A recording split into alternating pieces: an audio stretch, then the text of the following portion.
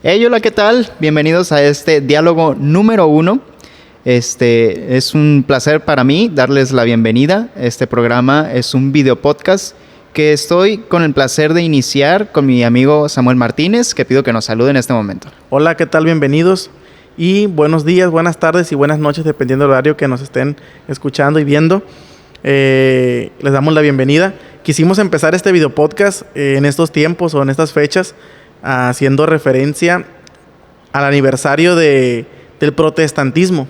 31 de octubre, aniversario del protestantismo. Y pudiéramos empezar con una pregunta. Primero que nada, ¿qué es el protestantismo? Para ti, ¿qué es el protestantismo o qué has leído sobre eso? Bueno, pues históricamente el protestantismo desde 1517 por Martín Lutero ha sido la revolución tanto religiosa como social. O sea, ha sido como a lo largo de la historia, los historiadores, le han querido dar la característica no solamente de un movimiento que repercute religiosamente, sino socialmente. Para mí el protestantismo viene siendo esa combinación y pues le ha dado otro semblante tanto a la sociedad como a la religión desde ese tiempo hasta acá. Poniéndonos en contexto, ¿no? Cuando sucedió el protestantismo, aquí no había la separación de hoy en día de iglesia y Estado. La iglesia y el Estado era unión. O sea, si alguien, por ejemplo, estaba descomulgado de la iglesia, el Estado tenía... si la iglesia decía, vayan y atrápenlo, vayan y agárrenlo, el Estado tenía libertad de hacerlo. Entonces el protestantismo, ¿qué es el protestantismo? Es la reforma, ¿no? Es la reforma o una propuesta a la Iglesia Católica que se hizo en 1517 por Martín Lutero, en la forma de cómo se interpretaba la Biblia o de cómo se hacían las cosas sagradas, ¿no? Dentro de la iglesia. Que de ahí sale la reforma protestante, ya lo que defiende después no solamente Lutero, sino personas como Calvino, que bueno, Calvino es lo que le da más forma al protestantismo hoy, con la doctrina de las doctrinas de la gracia. Pero bueno, yo tratando de simplificar, sí le daría esa característica también, además de lo religioso, como revuelta social. Porque como dices, la iglesia era Estado y religión al mismo tiempo. Al mismo tiempo. Entonces este movimiento hizo que cambiara todo desde cero, desde los principios del Estado en esa época hasta ser lo que ahora es. ¿Y cuáles pudiéramos decir fueron las bases del protestantismo? O sea, vamos a ponerlo así. La iglesia tuvo poder por mucho tiempo como gobierno del pueblo. O sea, no como hoy en día conocemos a la iglesia. Por ejemplo, nosotros venimos aquí a la iglesia y nosotros no nos metemos con el Estado, ni el Estado se mete con nosotros, como en otros países, ¿no? En ese momento la iglesia gobernaba el pueblo. O sea, el país, la ciudad, la iglesia tenía el gobierno de eso. Entonces, ¿cuáles son las bases o decir, Martín Lutero, esto no me gustó o estas son las propuestas de no están haciendo las cosas bien? Primero que nada, ¿qué originó el protestantismo? ¿Qué originó? ¿Por qué hubo esa revuelta? ¿Qué fue lo que no gustó? Sí, pues los historiadores ya dicen que desde Wycliffe, que fue un tipo de Inglaterra, creo, que fue el que tradujo la Biblia al inglés primero, empezó esta revuelta. Después Juan Hus, que es sueco. Pero no pudieron, ¿no? Como que hubo trabas. Exactamente. Y de hecho, desde el mismo España, de Castilla, creo que hasta algunos reyes y habían intentado hacer algo más, pero no podían. O sea, Martín Lutero no fue el pionero en esta revolución. Así es. Sino que se alimentó de personas que venían detrás de él intentándolo. Pero él tenía, pues, vamos a decir, buenos principios o tenía esta conciencia, como él mismo lo dijo, y se animó y se aventó porque fue un suicidio lo que hizo, como quien dice. Y que el rollo también culturalmente ya apuntaba a eso, porque ya los ecos de la sociedad era quererse salir tantito del agobio de la religión, a como lo ejercía la Iglesia Católica. Entonces, tanto Lutero como en ese entonces los trovadores que cantaban en la calle, que no hacían música para el clero o el cristianismo, sino que hacían música y arte para expresar sentimientos y emociones, ya tenían esos aires de revolución. Entonces, era algo que además de que Lutero lo escuchaba en su voz interna de que estaba mal religiosamente, la sociedad ya tenía esos aires. Y porque Martín Lutero tenía acceso al conocimiento bíblico. Exactamente. Esa es otra. Y lo defendió desde esa parte. Pues. Esa es otra, que las personas no tenían acceso a la Biblia, no sabían leer. O sea, Exacto. había intermediarios entre Dios y la gente. Exacto. Era la iglesia y era el papado. O sea, el papado era el intermediario entre Dios y el pueblo. Entonces, Martín Lutero se dio cuenta de esto, ¿no? Y para poner un poquito más en contexto, vemos qué originó esto. Vemos a Martín Lutero en la historia molesto o enojado en la venta de indulgencias, en cómo ellos decían poder sacar el alma del infierno o llevar al purgatorio o liberarlas del infierno pagando una indulgencia. Y yo creo que ese fue como decimos nosotros, la gota que derramó el vaso, ¿no? De decir, ¿cómo es posible que ellos sientan que tengan el poder de liberar a un alma del infierno? Es como que, pues en cuanto pagues la indulgencia yo te libero, ¿sí me explico? Es como, no sé, ahora, ¿no? De que vas y pagas algo y ya te liberan el producto o X cosa. Sí. Entonces siento que eso fue lo que originó la revuelta o la revolución, o decir, ¿sabes qué? No puedo con esto. ¿Y hasta qué punto es tan fuerte eso como para que alguien se levante contra toda una institución? ¿Qué es lo que se me hace interesante? No, fíjate, no nomás contra una institución. Es contra todo el Estado. Contra el gobierno, contra el mismo Estado. O sea, si el papado, vamos a decirlo así, ¿no? Y yo siento que esto bajó un poquito más el golpe. Las personas que venían queriéndolo hacer desde hace rato y como que ya se venía amasando esto, ¿no? Sí. Esta revuelta, esta revolución, porque como que tuvieron un poquito de misericordia o como que estaban un poquito más a la espera. Pero las otras personas, ya ves a Juan Hus, lo quemaron. Sí, y es que él era obstinado también. ¿Qué es lo que hizo que Lutero tuviera más victoria, digamos, en su movimiento, en su protesta? Porque Juan Hus también hizo mucho movimiento, pero al final no fue tan fuerte, no tuvo a lo mejor tanto apoyo como para que no terminara el gobierno de evitar llegar hasta las últimas consecuencias. Y con Lutero hubo algo que lo protegió externamente, no murió tan fácilmente. Es que yo digo ahí. No tuvo acceso a la muerte tan fácilmente como a Juan Hus. A Juan Hus lo quemaron, así ¿sí? Ya a los añitos de estar haciendo relajo, bye. Y Lutero, ¿qué fue, pues? Yo pienso ahí en algo, por ejemplo, hoy en día, ¿no? Cuando estaban gobiernos anteriores aquí en México, vamos a decirlo así, y que había, no sé, que ya no queríamos nada que ver con el presidente o X cosa, ¿no? Y el pueblo ya estábamos cansados o hartos del presidente o esto, y se levanta un caudillo. Vamos en contra del presidente. Y sí. Como que es ese que se levanta primero, ¿no? Pues vamos, yo te sigo. Simón. Es un poquito, pero lo que ayudó ahí... ¿En qué quiero decir con esto? El pueblo también ya estaba cansado de esto, porque les tentaba el bolsillo. O sea, tenían que pagar. La iglesia tenía que sacar dinero para poder hacer sus templos y toda la Basílica de San Pedro y todo esto. Y... lo otro, que puede ser algo tan sencillo, pero que esto en realidad fue lo que revolucionó la imprenta. Fue lo que revolucionó todo, porque cuando va Lutero y pega las 95 tesis, ¿no? Va y pega las 95 tesis en las puertas del templo. Me imagino yo, ¿no? Me imagino a Lutero sacado de onda o algo y diciendo, oye, no, esto no está bien y lo voy a escribir. Pero ¿cómo se las hago llegar? Voy y se las clavo en la puerta del templo. O sea, si lo ves de esa forma, ¿no? Sí. Si lo ves de esa forma, dices tú, bueno, qué valentía, ¿no? Qué valentía, como que, me cae mal esa persona, ¿cómo se lo hago decir? Se le voy a poner en la puerta de su casa. Pero va Lutero y le pega las clava en la puerta de las 95 tesis. Y va alguien y las despega, y las lee. Y las imprime. Sí. Y las empieza a dar a todas las personas. Y entonces ahí siento que fue la revuelta que estaba a favor de Lutero, porque Lutero tenía bases. Porque Lutero decía, es que la Biblia dice esto y esto otro. ¿Sí me explico? Entonces la gente decía, bueno, encontraba un poquito más lógica en lo que Lutero decía que lo que la iglesia decía. Porque es como, por ejemplo, si yo tengo un acceso a una verdad que tú no tienes, entonces tú necesitas esa verdad, pero yo nada más te la puedo ofrecer. La verdad es que yo puedo hacer lo que yo quiera contigo. Si yo quiero sacarte dinero, si yo quiero... Lo que yo quiera hacer contigo, yo lo puedo hacer porque yo soy el único que tiene la verdad. Y la verdad hablando de esto, era la Biblia. O sea, los únicos que tenían acceso a la Biblia eran ellos, no el pueblo. El pueblo no tenía la Biblia en alemán, escrita en alemán, sino nada más estaba escrita en griego, hebreo y arameo.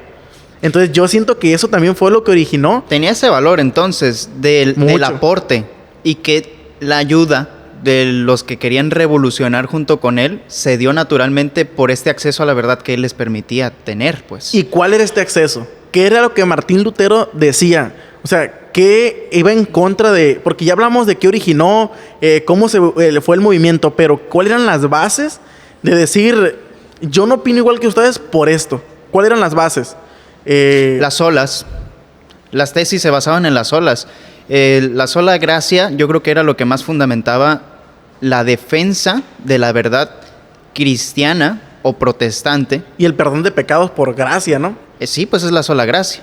O sea, el punto es que las indulgencias ya fueron el acabose, pues, para Martín Lutero. O sea, iba en contra de las mismas indulgencias. Exactamente. O sea, no es por obras, es por gracia. Y que eso, imagínate, sí fue... Yo creo que no sé si habrá sido alguna estrategia, quizá, o sea, si hubiera sido una estrategia para derrocar al gobierno, ese era el discurso más fuerte que pudo haber usado, porque como dijiste, la gente ya estaba harta, no solamente del dominio y el miedo al infierno, los amiedaban al infierno. Sino de ya la explotación económica, y que aparte eso les introdujera miedo. Entonces este mensaje era esperanzador. Claro. Y para derrocar algo tan grande tienes que brindar verdad y esperanza. Eso fue algo muy fuerte, ¿no? Era una de las bases, ¿no? Sí. Son 5. Primero era solo gracia. Ah, sí, las solas es solo escritura, solo gracia, solo fe, solo Cristo y solo de él la gloria. O solo de él la gloria, no me acuerdo cómo. Pero latín. Y presentó estas verdades, ¿no? Y mostró cómo es el evangelio. Y dio acceso al libre pensar de la gente. Cuando no nomás, por ejemplo, hoy en día, vamos a decirlo así, hay mucha gente que no está de acuerdo con una denominación. Vamos a ponerlo así, X denominación. La Iglesia Católica, Luz del Mundo, Iglesia Apostólica, lo que tú le quieras, la institución que tú le quieras llamar. Y dicen, es que yo no estoy de acuerdo por esto y por esto y por esto. Y ya, porque es muy fácil quejarse. ¿Estás de acuerdo? Sí. Es muy fácil quejarse e influenciar a alguien más y quejarte con alguien más. Pero fíjate la visión de Lutero. O sea, no nomás se quejó y propuso su idea. Y tradujo la Biblia al alemán. La tradujo para que la gente pudiera ver la verdad por sí solo. O sea, decirles, tengan aquí, léanla y dense cuenta de lo que yo estoy diciendo.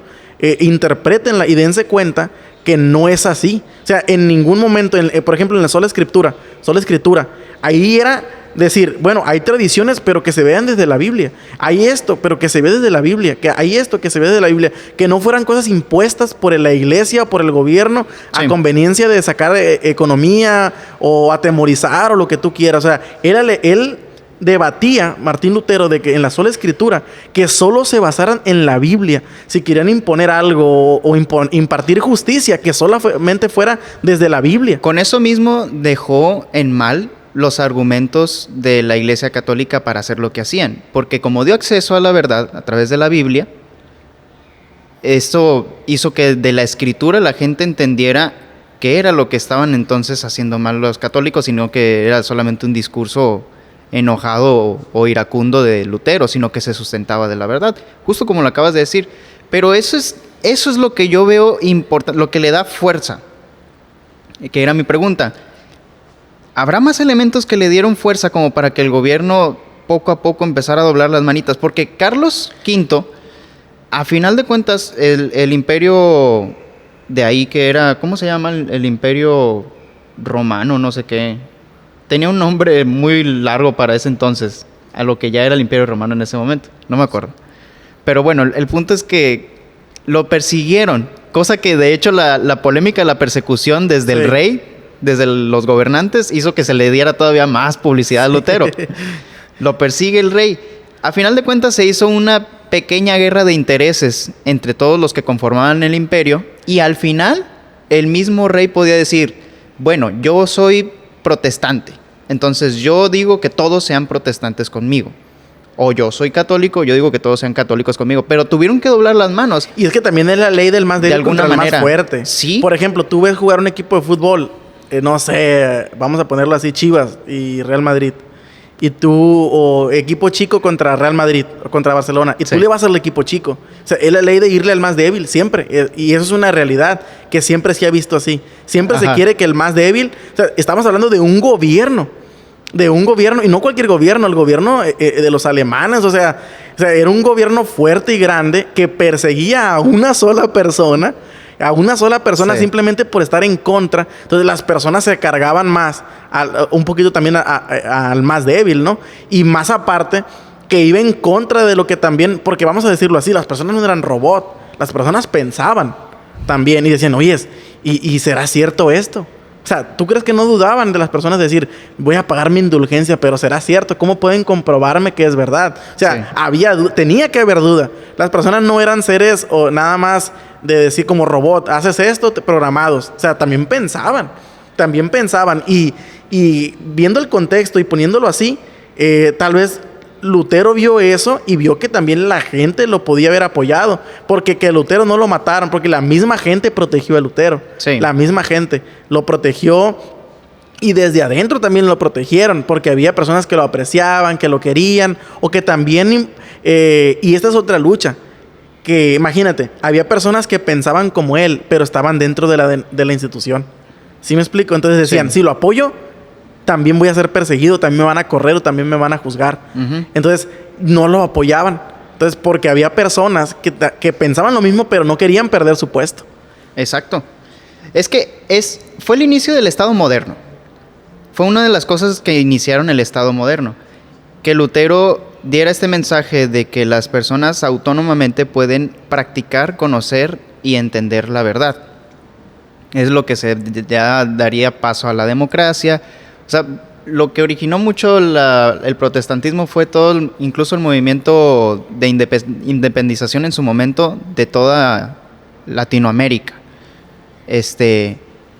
Pero eso que dio origen al pensamiento del Estado moderno, de todas maneras, no le quitaba la corrupción de intereses de personas que buscaran el aumento de su poder económico o el aumento de su poder de influencia o institucional, porque ya no eran, lo que también da el cambio es, ya no son los señores feudales del medievo, y ahora es la burguesía, y entonces ya son los estratos sociales los que mueven el ambiente, y el rollo es que se hace la iglesia, se independiza la reforma de Lutero, se hace aparte del catolicismo, pero de todas maneras guardan ciertos valores del catolicismo y siguen esos intereses corrompiendo en cierta forma, aunque fueran los protestantes, siguen por ahí esos intereses corrompiendo. Es que también tiene que ver, es como si tú agarras una canasta de frutas, ¿no? Y solo hay una fruta que está mal, te va a dañar las demás. Por ejemplo, traían lo mismo, las mismas bases, los mismos principios, hasta la misma forma de hacer culto. Exacto. Entonces, se llevaron toda la esencia, todo lo que es en sí la Iglesia Católica, solo bajo estas solas. Sola Escritura, sola fe, solo Dios de gloria, ¿no? Solo Cristo, no recuerdo cuál era la otra, solo gracia. Solo gracia. Entonces, se llevan esta forma de interpretar, pero la forma de hacer culto, o la forma vamos a decirlo así, la religiosidad, ¿no? La religiosidad o esta forma no podía ser arrancada, porque si todavía ya han pasado más de 500 años y todavía a veces no nos podemos desprender de ciertas cosas. Ahora, ¿cuándo se iban a desprender de toda una vida que vivían así, toda una vida, nomás así de la noche a la mañana, ¿no? No se podía. No se podía. Y es la bronca del Estado moderno en sí. O sea, la modernidad como pensamiento ya era, nosotros ya tenemos acceso a la verdad. El ser humano ya se construye como un superhumano porque ya entiende lo científico, lo religioso y ya le sabe sopear ahí a gusto al asunto. Y es otro problema. Y eso fue otro rollo. Como ahora ya la moral te la dirige acá Juan sin miedo, como dirían acá. Ya la bronca es, ¿qué líder es el que te lleva siempre hacia la verdad, que no se aprovecha de su propio interés y cómo cada uno decide dirigirse bien, moralmente correcto. Y es otro problema. Científicamente bien, etcétera. Bueno. Es otro problema porque ¿qué es la verdad? ¿Sí me explico? O sea, podemos decir qué es la verdad y cómo me conduzco a ella. ¿Y quién me dice que estoy en la verdad? Sí. Porque te imaginas toda la revuelta y todo lo que había. Entonces, ¿qué es la verdad y cómo llego a ella y a través de qué? Entonces, me imagino también que en esto hubo varias personas, porque hay personas que se aprovechan de todo y pueden decir, yo tengo la verdad. Entonces, si ahí había solo una iglesia, que era la iglesia católica, y ahorita contamos las denominaciones que somos muchísimas denominaciones que venimos de ese protestantismo para acá. Pero poniendo y viendo desde otra perspectiva o otra pregunta, podemos decir, ¿cuál fue el mayor aporte del protestantismo al mundo? Pues fue eso, fue la verdad y el acceso a ella. Se me hace muy preciso el decir sola escritura, ¿no? Y solo Cristo, sola fe y sola gracia. Bueno, se me hacen muy precisas las solas, se me hacen muy buenas. O sea, muy buenas. Era un gran teólogo, ¿eh? Pero, digamos, el protestantismo hizo que se secularizara la onda. Ya no es iglesia con Estado. La iglesia se separó del Estado. Y además, el Estado, pues nosotros convivimos con ambos. Así seamos creyentes. Estamos en el Estado. Estamos en el Estado. Y así estemos en el Estado, tenemos la profesión de la fe en la iglesia. El rollo es que el protestantismo abrió las puertas a que el cristianismo ya usara las herramientas seculares para dar acceso a la verdad, a la fe, a todas partes. Pero desde personas que la interpretan a su manera o desde personas que abren su movimiento protestante y pues en cierta manera vienen con el origen histórico de Lutero, pero ya hasta este punto. Y se quedó así. Tienen su propia forma de traducir, bueno, no su propia forma, sino su revelación actual, como las traducciones bíblicas de ahora, de nueva revelación actual, nueva Biblia. Lenguaje sencillo, lenguaje sencillo, sí, contemporáneo, etcétera. Sí. Entonces, da esa apertura de la verdad, da ese acceso a la libre interpretación. Pero da la secularización, da la instrumentación de los medios sociales, tanto como gubernamentales, de todo, pues. La iglesia ya tiene tanto para usar la verdad, lo político como lo social. Todo ya puede ser sagrado o todo ya puede ser no sagrado. No sagrado. Entonces ya la verdad te responsabiliza demasiado en este momento. Y esto es herencia del protestantismo, tener demasiada responsabilidad moral. Ya por eso Calvino desarrollaría temas de la gracia muy profundos, de que pues nosotros a final de cuentas no tenemos la capacidad de decidir qué es sagrado o qué no es sagrado. Es por gracia que se nos revela qué hacer o qué no hacer, etcétera, etcétera. Y es que todo esto, la única forma que se puede ver, era como decía Martín Lutero, por fe.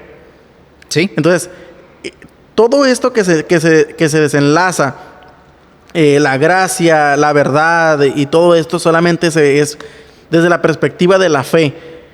Pero podemos decir, ¿cuál es el mayor aporte del protestantismo al mundo? Es la libre interpretación. Que las personas no tengan un intermediario, que no hay un intermediario entre Dios y el hombre, porque no lo hay. No hay un intermediario entre Dios y el hombre. El hombre se puede comunicar con Dios directamente y hablar con Dios.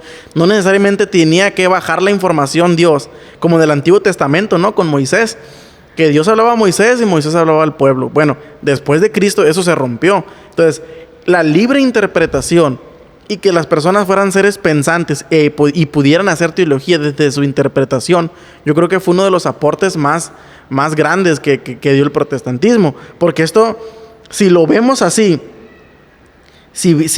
¿cómo podemos ver el protestantismo hoy? Por ejemplo, vamos a decirlo así, si no hubiera existido el protestantismo, vamos a ponerlo, que Lutero nunca se haya revelado. Ajá. Lutero no se reveló, no impuso sus 95 tesis, le dio miedo, ¿no? Lo que tú quieras, le dio frío y no fue. ¿Cómo seguiría hoy la iglesia? ¿Te imaginas cómo seguiría? ¿Cómo seríamos o quiénes serían cristianos y quiénes no?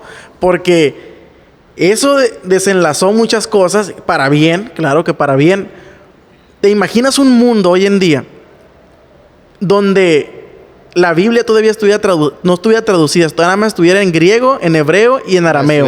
La única iglesia, la iglesia nada más tiene el acceso a poder leerla o a saber. ¿Cómo sería el mundo de hoy en día? ¿Te imaginas? ¿Te imaginas cómo estuviéramos viviendo, ¿no? Y que no hubiera separación entre gobierno y Estado, sino que siguiéramos la misma dinámica de la iglesia manda. O sea, en parte no fuera bueno. La verdad es que no fuera bueno. Esa separación de iglesia y Estado yo creo que también nos vino bien en ser personas libres. Pero tú analizas y tú ves y dices, ¿por qué aniversario, no? ¿Por qué un aniversario a la Reforma Protestante? Bueno, imagínate que no lo hubiera habido. Imagínate que no hubiera pasado esto. ¿Cómo estaríamos ahora nosotros? ¿O cómo estaría el mundo, no? ¿O cómo se pagarían las indulgencias hoy en día? ¿O qué dinámica pudiéramos utilizar? Ya me vi yo hoy en día que ahora todo es electrónico y un enlace un enlace en Facebook, paga aquí tu indulgencia y ya te dan un número de cuenta y vas al Oxxo y pagas tu indulgencia y ya. Y para empezar la bronca, no hubiéramos nosotros como Latinoamérica, no nos hubiéramos independizado para mí, porque en Estados Unidos todos los principios de la nación son de la Reforma Protestante. Y casi prácticamente todo el movimiento independentista fue por gente que profesaba el protestantismo. Y esos valores del protestantismo fueron los que empezaron a llegar a México, a Chile, etcétera. Que Benito Juárez era los que se comunicaba más con la gente de por allá. Con Washington dicen que tenía buena amistad. Entonces, tuviéramos todavía el catolicismo. Sí, porque a nosotros nos evangelizaron los jesuitas. Exactamente. A nosotros nos evangelizaron los jesuitas, los españoles, y eran católicos. Aunque fue Hidalgo el que como cura católico se levantó en armas, de todas maneras ya venía todo eso desde lo que se trataba de hacer en Constitución de apertura ya al Estado libre de México, desde Benito Juárez. Y poco a poco se fue dando, pero por el pensamiento protestante. Fuéramos todavía católicos y eso todavía sería la unión del Estado y la religión, pero con España, con Europa, y nosotros estaríamos subyugados a ellos, pues. Sí, de hecho. Estaríamos así. Ya ahorita pues estaríamos pagando que las indulgencias por Mercado Pago o alguna de esas por PayPal. Por transferencias de la Coppel y todo. Pero entonces, la verdad sí fue un cambio radical. Y lo analizamos de esta forma para ver cómo estaríamos si no hubiese pasado eso. O sea, si no hubiese pasado eso, estaríamos bajo el gobierno de alguien que no sabemos si está en la verdad o no. Sí. Porque, ¿quién te dice a ti que te está diciendo la verdad? Porque la gente siempre... Vamos a separar algo. El templo o la religión y el hombre es totalmente separado. Por ejemplo... puede haber un puesto, vamos a decirlo así, sagrado, ¿no? Como papa, pastor, cura, lo que tú le quieras llamar. El puesto se puede decir, es un llamado de Dios. Pero la persona es la que administra su vida para ser bueno o para ser malo.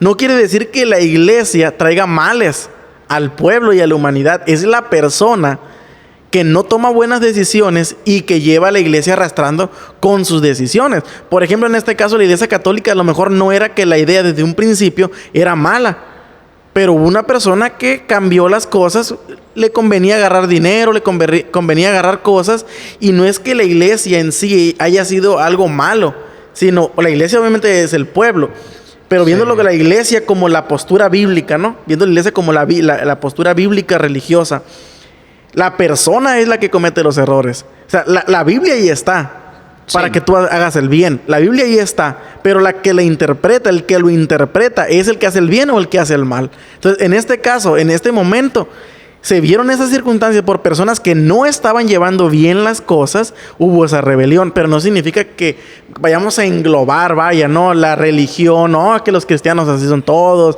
y cosas así, sino que la persona que está en el poder es la que determina. Y no se pueden rebelar en contra de la persona. Entonces, ¿cómo estaríamos hoy si no se hubiese revelado Martín Lutero o si no hubiera presentado esas tesis? La verdad sería algo muy difícil o muy caótico, o algo que no estaríamos todavía Yo creo que si no lo hubiera hecho él, alguien más lo hubiera hecho. Sí, porque ahí te va. Yo lo que pienso es que sigue habiendo espíritu de protesta. Claro, Siempre. O sea, el mismo Lutero termina diciendo que la iglesia transformada siempre transformándose, algo así, es la frase, ¿no? No, la iglesia reformada siempre reformándose, en latín, ¿no? No me acuerdo de la frase y por eso se me cuatro. Pero la iglesia reformada siempre reformándose, y ese digamos que es el espíritu, digamos que si lo apoyamos bíblicamente, pues es la renovación del entendimiento que plantean en Romanos. Pero aquí te va, ¿cuál es el espíritu de protesta que pueda haber hoy en el protestantismo de hoy? Porque ya hay iglesias evangélicas que ya son protestantes del pentecostalismo, ya son protestantes de los luteranos, ya son protestantes de los bautistas, ya de todo ya han conjugado según una doctrina. Hay protestantes de cualquier denominación a estas alturas, y es esa necesidad, digamos, o la inconformidad, de renovarse. siempre o también la inconformidad, porque el ser humano es inconforme, claro, con todo. Pero si históricamente se celebra Lutero, rescatamos entonces el espíritu de protesta que tuvo desde lo que hizo, que parece que fue bueno. Y otro mensaje sumamente bueno para nosotros. ¿Cuál sería entonces el espíritu de protesta ahora? ¿O cómo ves ahora al protestantismo, pues? ¿Qué protestantismo hay ahora? ¿Qué sería el protestantismo que se da ahora? ¿En qué se seculariza? ¿Qué es lo que defiende? ¿A qué institución, digamos, o denominación habría que...? Habría una sola, yo creo, ¿no? O como ahora que hay habría miles. Que pensar, o sea, sí. Y otra cosa otro mensaje oculto, no un mensaje oculto, pero que no lo hemos tocado, es el principio y la fuerza de valentía que tenía Lutero. Imagínate, ¿no? Vamos a ponerlo en escena. Yo tengo la escena en la mente por la película, porque vi la película. Pero vamos a ponerlo así, ¿no? En contexto. Sí. Lo llaman, ¿no? A Lutero, lo llaman a la iglesia, al concilio, ¿no? Y lo sientan. Y están todos ahí los grandes jerarcas de la iglesia católica. Y le dicen, ¿tú escribiste esto? Sí. Como Esteban, ¿eh? Te retractas de lo que estás diciendo. Sí. Te retractas de lo que estás diciendo. Y ahí es donde yo veo la valentía y la fuerza, porque cuando tú traes principios bien arraigados, pero no nada más principios arraigados porque, así me enseñaron a mí y así soy ya. No. Principios arraigados que tú puedes defender y que tú estás seguro de que es la verdad. Entonces, ahora, lo ponen, ¿tú escribiste esto? Sí. ¿Te retractas o no te retractas de lo que... O sea, te estamos dando chance todavía, vamos a hacer como que no pasó absolutamente nada. ¿Te retractas? Y esta frase, en serio que transformó mucho mi forma de pensar, y le dice, no puedo y no quiero retractarme. No puedo ir, dice, en contra de mi conciencia, dice. ¿Sí? O sea, esa frase a mí en lo personal me impactó muchísimo. O sea, no puedo y no quiero retractarme. No puedo ir en contra de mi conciencia. O sea, si yo sé que algo está mal, no puedo hacerlo. O sea, si yo sé, y yo no puedo estar viendo que algo está mal, ¿sí? O que se están cometiendo injusticias y que yo sé que son injusticias, no puedo ir en contra de mi conciencia. Muy Pablo. Pablo dijo, no puedo dejar de predicar esto porque me es impuesta necesidad. No está en él, pues. Simple y sencillamente. O sea, ya lo tengo, ya sé lo que tengo que hacer y no puedo no hacerlo, ¿no? Ya empuja. Ese es el espíritu de protesta, pues. Pero ahora, ¿qué defiende un protestantismo, pues? Ya puedes protestar de mil maneras, pues. Puedes protestar por un movimiento ideológico, puedes protestar por un movimiento político, puedes protestar por intereses tecnológicos o sociales o económicos. Y porque ya incluso hasta se espiritualizan esas cosas, pues. Ya el humano haya como esperanza en protestas humanas, sociales, que tienen ya casi la misma fuerza, el mismo furor, la misma pasión que como en ese momento Lutero lo tendría desde el cristianismo, desde el evangelio. Y ahora estos movimientos mueven a gente con tanta pasión, protestan con tanta pasión. Claro. Y eso mismo puede, no sé, impregnar ciertas protestas en cristianos que se protestan contra instituciones, contra denominaciones, contra doctrinas. Influye mucho que el ser humano es un ser creyente, primero que nada, ¿no? Exactamente. Si tú ves los números del ateísmo, están muy, muy bajos en calificación a nivel del mundo. O sea, es casi nada de ateísmo en el mundo, porque todo el ser humano cree en algo. Todo el ser humano cree en algo. Es religioso casi por origen, por naturaleza. En la película, ¿no? Donde creo que están en una isla, no recuerdo cómo se llama la película. Ajá. Y que no hay nadie, pero sienten la necesidad de que haya un algo, ¿no? Ajá. Y está un balón ahí. Y Wilson, ¿no? El Wilson, sí. Wilson. Sí. Y cuando se va Wilson por la playa, le gritan Wilson. O sea, eso puede hablar en contra de la religión. En parte porque dicen, es que el ser humano creó a Dios, porque creó en su mente como a diría alguien. Nietzsche. Sí, como alguien, el ser humano tiene que creer por naturaleza y creó a Dios. Dios es el invento del hombre, ¿no? Pero no, vemos que el ser humano cree o necesita ser parte de un movimiento para sentirse a gusto o para sentirse bien. Hoy en día, ¿quién no es parte de algo? Hoy en día todos somos partes de algo, de una institución religiosa, de un equipo de fútbol, de personas que van y marchan, no sé, por la igualdad, relaciones, el feminismo, lo que tú quieras, pero todos somos partes de algo. Entonces, que construye la vida, o sea, que le da sentido, que le da fuerza, que le da propósito. Y en ese sentido, hasta el cristianismo tiene mucho aporte, porque como comunidad tiene el aporte del sentido, de propósito, de relación social.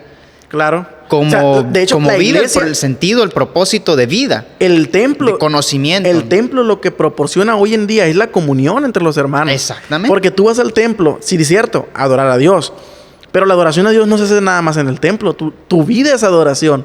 O sea, tú vas a donde tú quieras que vayas y andes, tú vas adorando a Dios por la forma en que tú, no sé, eres, te vistes, platicas, escuchas, lo que tú le quieras poner. Al templo se va más que nada a la comunión entre hermanos, en relación entre hermanos con Dios. ¿Sí me explico? Es lo que también el templo aporta muchísimo, la comunión, las relaciones. Separamos a los niños, separamos a los adolescentes, los jóvenes, a las hermanas, a los hombres, a los adultos mayores. ¿Para qué? Para que tengamos relación y comunión. Entonces, el protestantismo aporta todo esto y la libre interpretación de las escrituras. O sea, estamos hablando de algo que el que lee puede hacer una interpretación. Y hoy en día estamos en un momento lleno de información. De interpretaciones. Y lleno de información. O sea, tú ves a Google y lo que busques ahí está. Sí. Pero la gente no sabe. O sea, estamos llenos de información, pero pocos en conocimiento. La gente, bueno, casi por naturaleza el ser humano lo podría entender, pero ¿cómo pega la protesta? Y no sabes qué tanta influencia puede tener en las personas. No, es que lo vimos ahora con nuestro gobierno. Exacto. Ganó. La gente ni sabe, la gente ni entiende la profundidad de lo que un líder puede defender, pero le miras el furor, le miras la pasión, le miras la cara de verdad de lo que dice, la cara, ¿no? No profundizas a lo mejor en qué tanto es cierto, qué tanto se puede sustentar lo que dice, pero el liderazgo ya está. Y el espíritu de protesta es lo que mueve. Entonces... Y mueve mucho. Yo te digo porque yo me vi con algunos amigos en estas campañas pasadas. Y me hablaron algunos amigos del Partido Verde, de Morena, ajá, del Paz. Y me hablaron también del PRI y otros amigos. Y échanos la mano aquí en esto, mover lo otro. Y yo me daba cuenta que todos tenían un proyecto bien elaborado. El único proyecto casi bueno de Morena era el presidencial, el de Andrés Manuel. Pero aún así, la gente aquí y casi en todos los lugares votó todo lo que decía Morena. Todo lo que decía Morena. Y tú decías, bueno, ¿quién es? ¿Qué aporta? No sé, pero no quiero nada que ver con el PRI. No quiero saber nada con el PAN. Y votaban al otro sin saber absolutamente nada por el espíritu de protesta. O sea, no te quiero, me voy con el otro. O sea, ¿sí? No estoy a gusto contigo y bye, te vas. Entonces, el espíritu de protesta es algo que ya hemos traído, pero el detalle es cuando lo haces por protestar o lo haces con bases y propones algo. ¿Desde qué verdad, pues? Y que no se sincretice la verdad ideológica o social o lo que quieras con la verdad que originó la protesta de un cristianismo que de verdad te esté influenciando a responsabilizarte de un compromiso de seguimiento a Dios, a Cristo, de una fe fundamentada en la Escritura, o sea, de las olas, pues, Sí, sí, sí. que me parecen precisas. Por eso digo yo que rescató las olas, pero eso dio acceso a la verdad y a la esperanza. Y da responsabilidad de que como cristiano no vas a basar todo lo que estés constantemente viéndolo como inconformidad de tu propia iglesia o lo que quieras, en una protesta con lo que piensas tú que es lo que debe de ser ahora. En pocas palabras. Con lo que se te convenza de ahora que debe ser la verdad. En pocas palabras, lo voy a decir así. Si tú tienes un argumento y no puedes A la citar... cámara. y no puedes citar a nadie. Si tú tienes un argumento, vamos a ponerlo así, tú crees en la fe, Sí. pero tú no puedes citar nada de la fe, es tu opinión. ¿Es tu opinión? Se respeta, pero no vale. Pero también si citas la fe de una manera alevosioica, no sé Sí, cómo se usa puede la decir, retórica. ventajosa. Usa la retórica para adornar. Argumentada, bien adornadita, pues también, no, déjame decirte que no es verdad. Sí, sí, sí, claro. Y eso es lo que te decía yo anteriormente. Es Estamos en un construcción mundo del lleno lenguaje. de información, pero falta de conocimiento. Falta de conocimiento. Entonces, hoy en día se levantan... Yo estoy viendo la tele, ¿no? Hasta quisiera imitarlos, pero no me sale muy bien el acento del portugués. De que... ya, recibe tu milagro y que Sí. no sé qué. Y ya tú estás bien entrado con el mensaje bien acá, bien teológico y toda la cosa. Y dice, pero compra esta nostilla de la cruz de Cristo. Ah, dices tú, ya. Y, o sea, ya me estás vendiendo algo, ¿sí me Sí, explico? claro. O sea, ya no es un evangelio libre de interpretación o Sí. ofrecer... No. Ya hay algo, pues, ¿sí me explico? Que yo observo también interpretaciones bíblicas hoy tendenciosas también. Sí. Alguien por Y ahí es que eso publica para tirarle a la política de lo que quieras. No, y es que se ve. Una interpretación bíblica, una traducción bíblica tendenciosa de alguien que ni siquiera lo saca del original o cosas así. No, y es que se ve porque, por ejemplo, vamos a mencionar casos, ¿no? Si un pastor o alguien, que el cura, lo que tú le quieras llamar, ¿no? El líder espiritual de una congregación, a veces tiene algo en contra de alguien y utiliza un verso de la Biblia y tal, lo raja. Y es la libre interpretación Sí. que dice literalmente eso en la Biblia, pero que el contexto totalmente es otro. Entonces, y esas hermanas que aquí dice la Biblia que esto y esto y eso, entonces ya lo saca de ahí, que allí dice, Sí. pero lo saca de contexto para rajar o para hacer algo que tiene que O sea, sacar. Entonces, eso es allí- el ayúdate que yo te ayudaré, cosas así Sí, que sí. se han sacado, pues. Sí, Dice la ayúdate, Biblia. dice la Biblia. Entonces, ya ahí ya es una libre interpretación, sí, pero ya depende de las personas que la interpretan. Por ejemplo, ¿por qué hay una sola Biblia? Y hay cientos de religiones. Claro. Si hay una sola Biblia, ¿por qué hay tantas religiones? Porque el problema no es la Biblia, es quien la interpreta. Y que cosa que se me hace importante, ya de rescatar el protestantismo, el gobierno, el liderazgo y todo eso, pero que siga siendo desde la sola escritura, no está peleado todo esto de la interpretación y eso con el liderazgo, pero que desde lo bíblico es visión de Dios. O sea, un líder que dirija con la verdad única y exclusivamente de lo que es revelado en visión de parte de Dios, de la misión que es de Dios. Y es donde ya, sí, el protestantismo originó la secularización, la separación del Estado y la sociedad ya tiene su libre criterio, pero ahora para la sociedad todo lo que es liderazgo, todo lo que es gobierno, todo lo que es jerárquicamente por encima de tus pensamientos, un ideal, una utopía, Sí, sí. un ideal hacia dónde ir, ya es sospechoso, ya es malo, ya requiere que se haya protesta, se requiere que se tenga crítica. Y es que el problema es que la palabra verdad, por ejemplo, yo que ahora que estoy estudiando filosofía, ¿Eh? tenía una charla y decía, es que la religión priva de la libertad humana. O sea, Claro. el humano no puede ser libre si pertenece a una religión. Ajá, Ahora, ¿qué es la libertad? exactamente. Entonces mi pregunta es, ¿qué es la libertad entonces? Por ejemplo, ¿qué nos va a regir? Es que el ser humano por naturaleza quiere que alguien lo rija. Sí, claro que queremos que alguien nos rija, porque yo no quiero que el día de mañana alguien venga a mi casa, mate a un familiar y no haya una consecuencia, o no haya quien me proteja, o que alguien venga y robe y que no tenga una consecuencia. ¿Te imaginas? O sea, ¿qué es la libertad humana?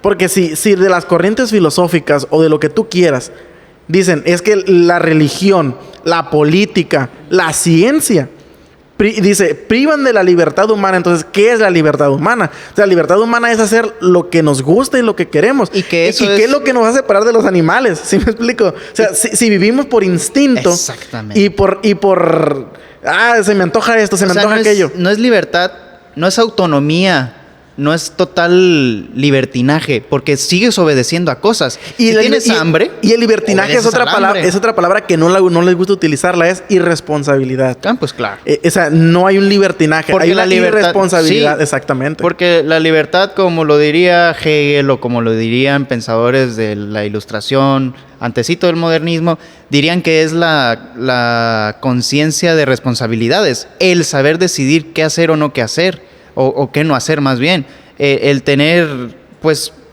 ya un conocimiento de qué es lo bueno y qué es lo malo. Claro. Y a partir de ahí tener la libertad de decidir, pero obedeces de todas maneras a qué es lo bueno, o obedeces de todas maneras a qué es lo malo. Y ahí se deriva otro problema. Y podemos decir qué es lo bueno, qué es lo malo y qué es la verdad. Y decimos qué basa para decir qué es lo malo, qué es lo bueno y qué es la verdad.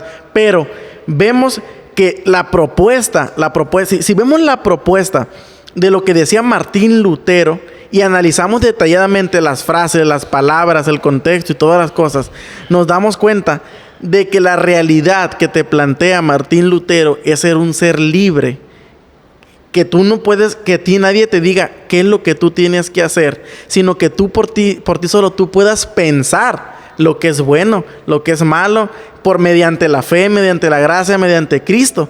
Claro que pueden haber muchas preguntas y muchas cuestiones, pero ya va a ser retórica y va a ser buscar cosas, buscar frases, buscar esto, o rascar aquí, rascar allá, para estar en inconformidad con lo que tú le quieras llamar.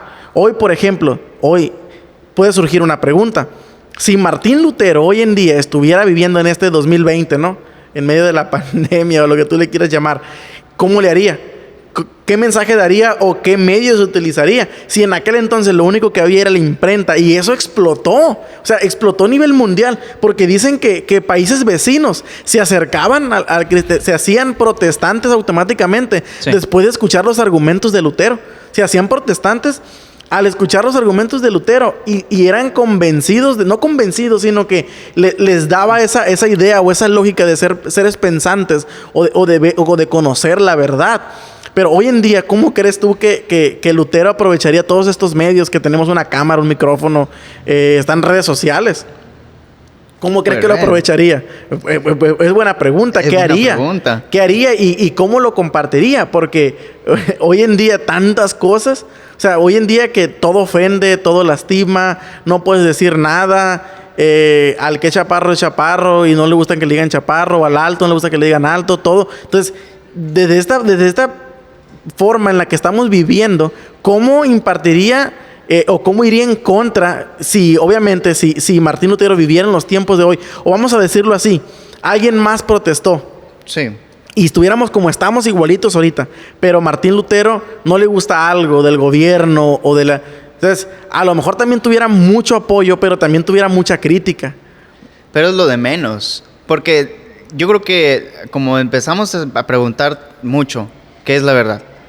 Hoy es lo primero que motiva a las personas, ¿qué es su verdad? Entonces, por su verdad hacen lo que quiera, porque es, a fin de cuentas, lo que más sentido le da a su vida, a su existencia. Por eso, sí existen los que se ofenden, pero porque a lo mejor tienen una verdad muy rígida, no sé. Pero también existen los que no les importa ofender, porque hasta las últimas consecuencias de lo que están hablando están dispuestos a llegar, pues. Sí. Yo creo que a él le importaría tres bledos entrarle a Twitter, y no le importaba porque aún su vida estaba en riesgo. Hoy en día sí está en riesgo tu vida, ¿no? Pero no como antes. Antes, vamos a ponerlo en 15, 20 años antes, no se podían hacer chistes del presidente. No, hombre. O sea, corrías peligro si decías un chiste del presidente o si decías algo en contra del presidente. Sí. Estamos hablando de más de 500 años atrás. Entonces, si hoy en día, y ya para terminar, ¿cómo nosotros que decimos, vamos a decir nuestra verdad y presentamos el evangelio desde la perspectiva de las sola gracia, sola fe, solo Dios la gloria, sola escritura, Solo Cristo. Si presentamos esta forma, obviamente va a haber mucha gente que no esté de acuerdo, pero va a haber gente que sí. Y la gente que quiera tomar esto y que vea esta vida ética y moral del cristianismo, que beneficia su vida, que beneficia a su familia y que más que nada busquen una vida después de la muerte, que eso es la grande, que no vamos a entrar en eso, pero que deja es la gran duda desde Sócrates y lo que tú quieras, el que hay después de la vida, que es lo que te ofrece el cristianismo.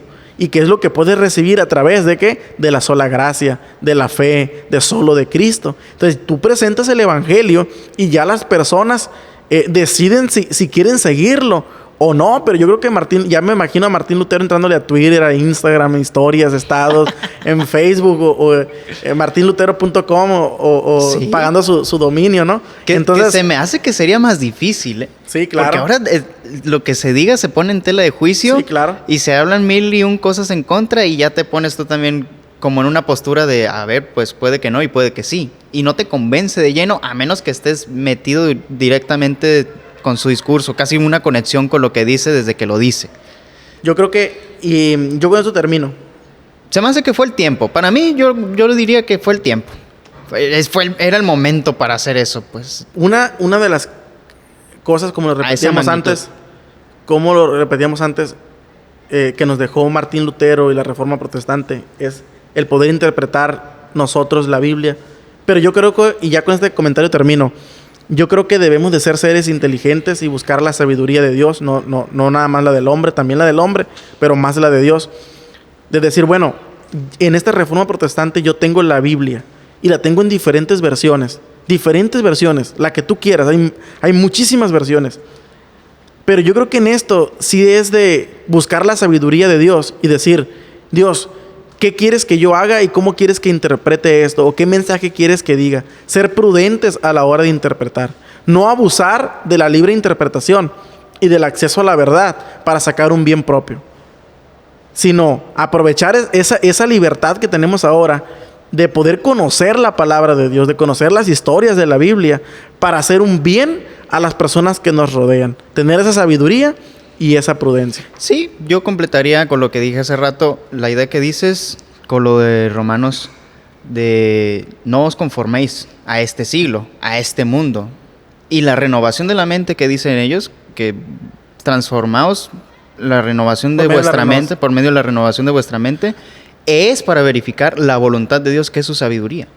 Y claro, todo lo que tenemos, todo lo que ahorita ya tenemos acceso de poder instrumentar, usar, crecer por métodos humanos o por métodos científicos, por métodos sociales, lo que quieras, es a final de cuentas utilizado para la voluntad de Dios. Que así sea. Y es respetuosa de la misma voluntad de Dios en todo lo que hagamos. Sí, vivir la esencia, ¿no? Vivir la esencia de lo que Martín Lutero, por lo que Martín Lutero, vamos a decir, arriesgó su vida, de lo que era la verdad y que las personas conocieran la verdad y conocieran a Cristo.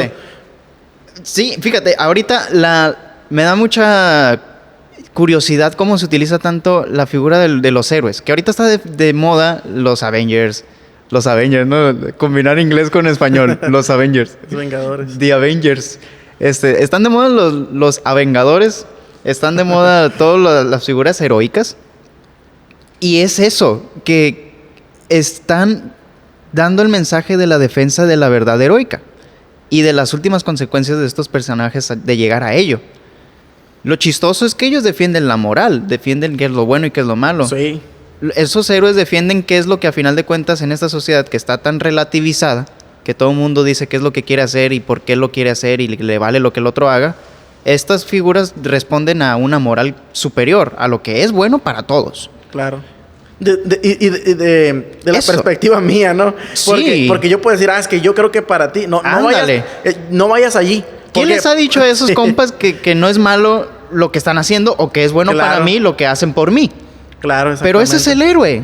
Claro. Y eso tiene el cristianismo. En su protesta, o en su fe, o en su verdad, o en todas estas buscan olas. El bien del mundo, que no le interesa que alguien busque su bien. Esa es la idea. Y esa esa es la voluntad heroica de Dios. Esa es la figura, como diría un psicoanalista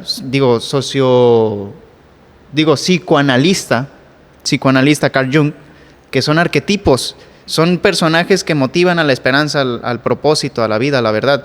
Pues el héroe es ahora algo, porque casi nadie sabe entonces de todas las cosas que puede o no hacer, qué es lo que es bueno para él y para los demás. Claro. El heroísmo funciona para eso, pero el cristianismo es el que desde su inicio, desde su revuelta, desde su protesta, esa ha sido la esencia. Sí. No, pues yo creo que con eso terminamos el primer diálogo. Le damos las gracias si se han mantenido hasta aquí en este video. Síganos en nuestras redes sociales. No sé si quieres decir tus redes sociales, Facebook, Instagram. Sí, síganme en Facebook y en YouTube como David Uribe. Así el nombre y apellido. Y en Instagram soy david.uribe.f. A mí me pueden encontrar en Facebook y en Instagram como Samuel Martínez A, igual. Samuel Martínez A en Instagram y en Facebook. Hay una página que tengo también en Facebook que es Samuel Martínez. La tengo enlazada. Y pueden seguirnos y pueden comentarnos aquí en el video qué les parece. Qué dudas, qué preguntas. Y igual vamos a estar subiendo diálogos. Este programa se llama Diálogos, este video podcast. Y espero que podamos divertirnos, podamos aprender. Y es todo lo que yo tengo que decir. Gracias. Y gracias por el apoyo. Gracias por vernos. Gracias a todos. Nos estaremos viendo. Bye. Dios les bendiga.